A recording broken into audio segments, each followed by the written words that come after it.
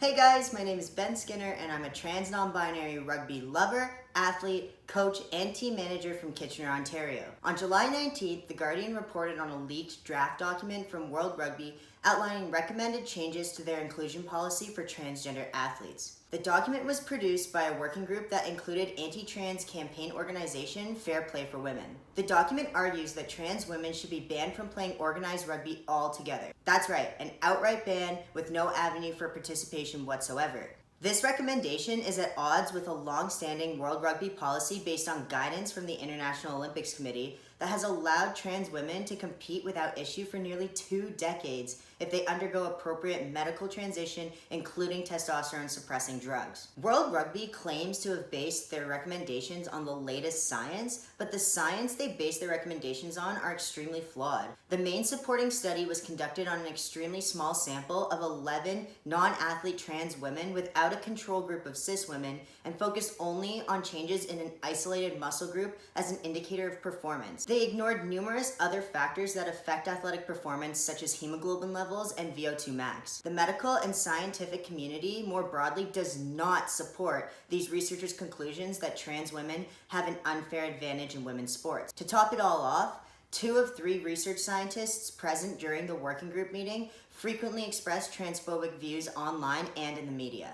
Weaponizing science to marginalize and exclude minority communities is not new, and neither is the attitude of scrutiny towards transgender athletes. Trans women specifically face higher rates of discriminatory policies than almost any other minority community at this time. Trans women who experience systematic discrimination face statistically higher rates of psychological distress, anxiety, and depression. While participation in athletics has shown to contribute positively to the well-being of athletes, these discriminatory policies threaten to take that opportunity away from a population that could benefit the most from inclusion. World Rugby promotes itself as an inclusive sports organization, and in its own governing document, it lists a sport for all as its first guiding principle in the foundation of those laws. Rugby is a game that has been specifically designed to be accessible to bodies of all shapes and sizes, with rules and training adapted to ensure that a 130-pound scrum half can play on the same pitch as a 230-pound prop. Moreover, we all know that women's rugby has historically been an inclusive and welcoming community for LGBTQI+ individuals. Denying transgender women the right to participate is a harmful and unsupported action rooted in transphobia and poor science. Rugby Canada's transgender inclusion policy, although not perfect, is something that we can be proud of.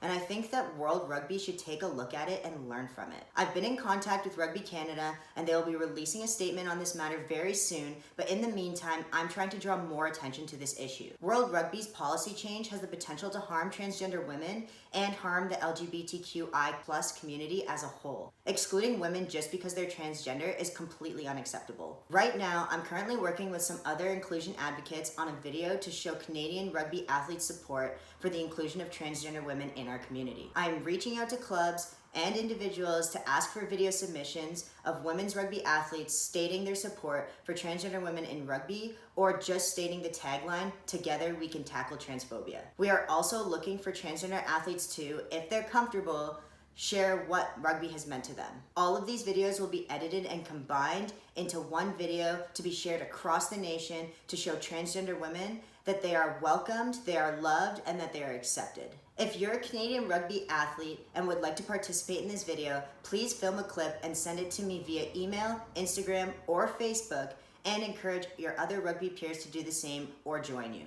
This is a crucial moment. World Rugby is looking for feedback on their recommendations until August 31st. So ideally, I'd like to have all the submissions in no later than August 24th. I know that doesn't give us a lot of time, but if we all do a small clip, it will make a substantial video. You can also sign the petition below if you want to do more, or if you're not comfortable filming yourself and still want to support. Let's keep rugby a safe space for athletes of all shapes, sizes, and gender identities. Together, we can tackle transphobia.